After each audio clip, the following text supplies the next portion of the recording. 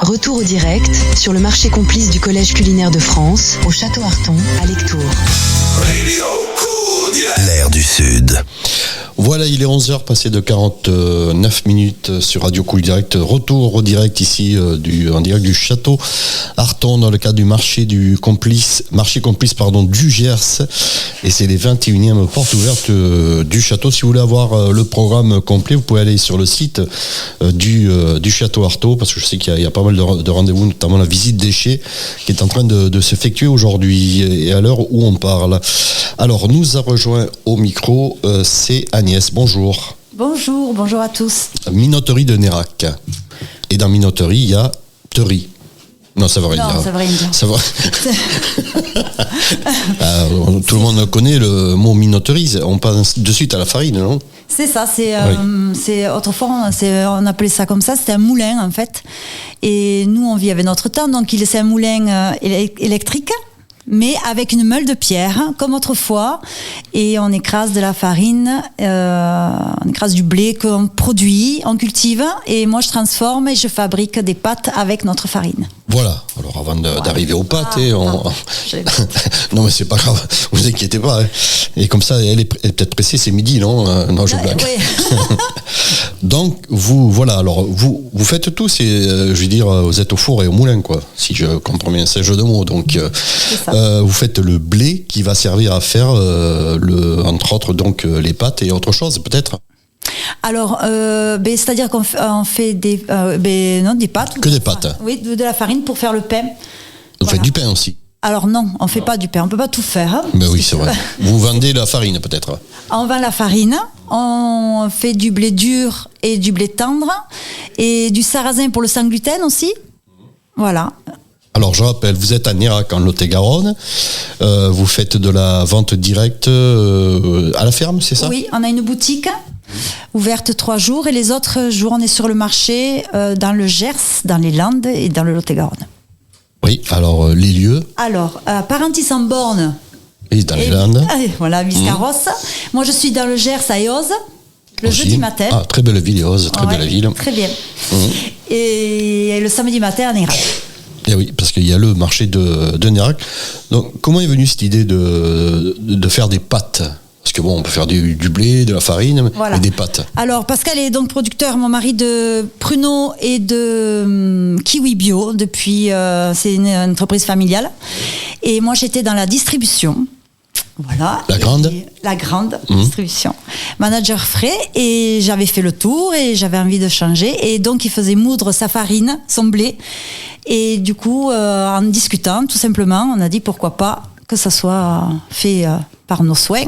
Et de là, on est allé jusqu'au bout de la chaîne faire des pâtes, parce que moi, je suis une famille italienne, du coup. Et oui, mais alors, on dit faire des pâtes, mais bon... c'est un métier. Oui. On pensait que c'était plus simple que le pain, mais du tout, en fait. C'est autre chose, enfin, je sais pas. Donc, vous avez fait quoi ? Vous avez fait des formations ? Comment ça se passe ? Alors, on a trouvé le fabricant de moulins qui est à côté de Lyon. Ils font des moulins tout en pain, très beaux moulins. Et ils vendaient des machines à pâtes italiennes. Donc c'est de là où on a dit, écoutez, on va aller faire... Oui, parce qu'en fait, à la base, il faut déjà acheter le moulin pour moudre le grain, c'est ça ? C'est ça. Et une fois qu'on a la matière première... Et comment il est, ce moulin ? C'est un moulin comment, électrique, vous m'avez dit, c'est ça ? C'est ça, électrique, tout en bois. C'est pas le moulin. On dirait un meuble, en fait. C'est un immense meuble. D'accord, oui. Très beau. Oui, c'est pas un moulin à vent, quoi. Non, ni à eau. Ni à eau, donc c'est électrique, ça va plus vite. C'est ça. Parce que bon, il faudrait faire que ça pour faire un moulin. Donc du coup, vous vous mettez à faire des pâtes, mais vous saviez comment vous alliez pouvoir fabriquer des pâtes ou vous faut des modèles ? Alors, on a fait 1 ou 2 journées de formation. Après, on a été écourté, on a fait ça un peu à distance parce qu'on a ouvert 1 mois avant le confinement, en 2020, du coup. Et après, on a fait... il a fallu bien 1 an pour connaître la texture de la pâte, la cuisson, parce que voilà, il y a l'hydrométrie du temps. Alors, vous faites des pâtes fraîches aussi ou pas ? Non, sèches. Que sèches ? Que sèches. D'accord. Et vous avez combien de variétés ? 8 formes Et l'année dernière, je me suis lancée dans des pâtes de couleur, avec des tagliatelles au cacao, au curcuma. Le cacao, c'est sucré, ça, non? Non, c'est pas sucré. Non, et c'est pas sucré. Tout le monde croit, on a dit cacao au chocolat, mais du tout. C'est amer. Donc on peut les saler. Ça passe très bien. Et de couleur, c'est-à-dire avec des légumes aussi peut-être? Non, tout était épices. Curcuma. D'accord. Gingembre. Donc là, ça y est, vous lâchez, quoi. C'est Voilà, ça, en fait. C'est ça. On est passé aux pâtes traditionnelles, après un peu de fantaisie. Et c'est vrai, les gens, ils aiment bien les pâtes de couleur. Oui. Surtout les enfants, ils doivent aimer ça, non?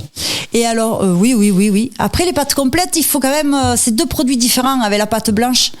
Ça, on est vite rassasié. Et alors, au niveau de nutritif et fibres, ça se digère très, très bien. Les pâtes complètes. Ouais. D'accord. Mais ça n'a pas le même goût que les pâtes traditionnelles. Enfin, Non, c'est un peu plus goûteux. Oui. Et ça, vous en vendez? Des pâtes... Blanches? Non, des autres. Ah, oui, des complètes, oui. Des complètes, on fait que ça. Parce qu'en fait, le moulin, il ne peut pas descendre en dessous de la T80. Donc, parce que sinon, vous perdez tous les nutritifs, les fibres. Donc, l'essentiel, c'est d'avoir le bien manger. Pour l'organisme, on est basé aussi sur ça. D'accord. Voilà. Donc, vous vendez que... En agriculture biologique. Biologique, donc vous êtes à Nérac. Et alors, vous les commercialisez où, ces pâtes, du coup? Alors, on fait du circuit court.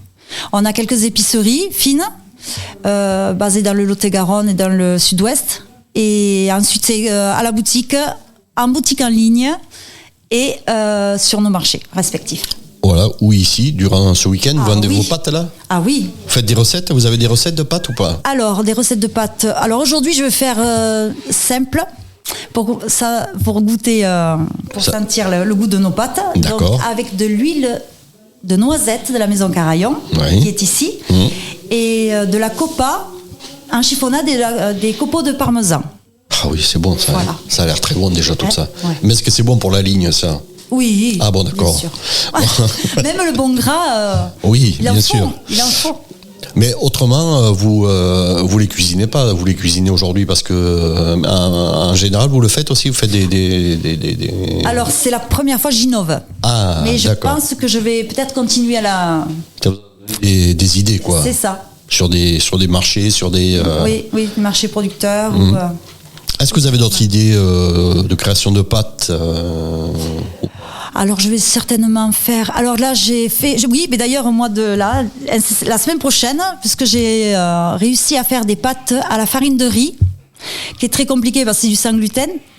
Donc j'ai trouvé la recette parfaite pour faire le liant, pour lier, bien tenir la pâte puisqu'il n'y a pas de gluten. Et donc je lance les pâtes à la farine de riz. Et en fait, c'est un peu les pâtes asiatiques, chinoises, non? C'est ça, non? Pâtes de riz. Hein. Oui. C'est très très bon ça. Moi j'aime bien ça.